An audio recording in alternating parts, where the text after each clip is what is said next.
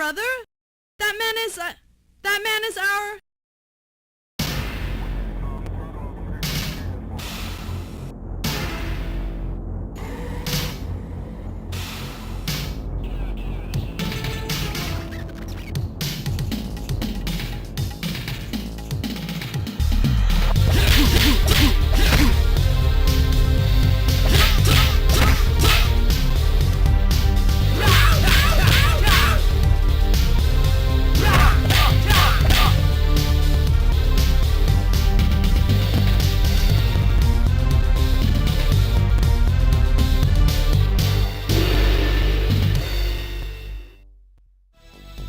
Today we return to the Art of Fighting universe for a quick look at the follow-up to the original game, cleverly titled The Art of Fighting 2.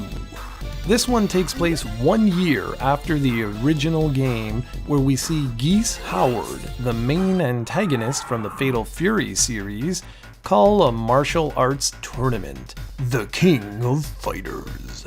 You might be wondering if I screwed up, but no, I did not. You see, the events of Fatal Fury take place about a decade after the events of the Art of Fighting series, so this is actually a prequel to that series.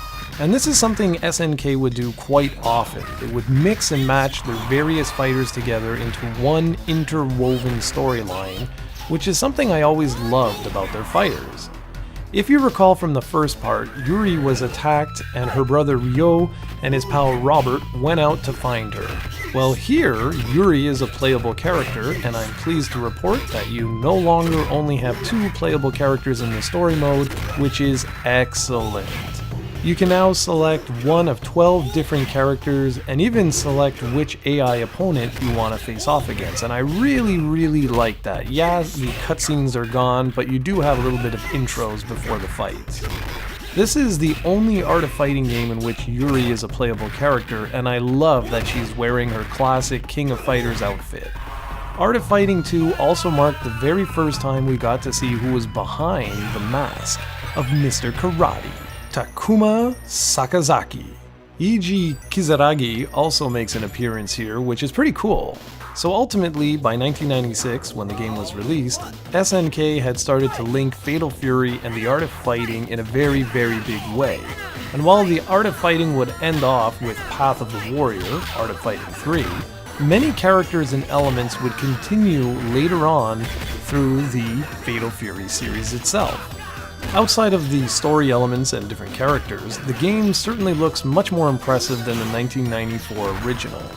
It's not night and day different, but there are more frames of animation, the backgrounds look sharper, and slowly but surely, what would become SNK's trademark design elements are all starting to come together here. The spirit gauge of the original has been tweaked somewhat and is now called the rage gauge.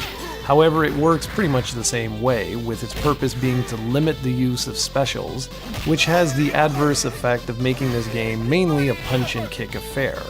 That said, the bizarre system from the first game that required you to either use a kick or a punch first before you could perform a strong attack has been done away with.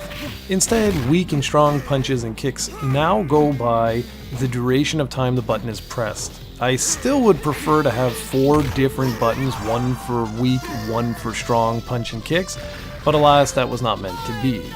A word of warning to all of you here.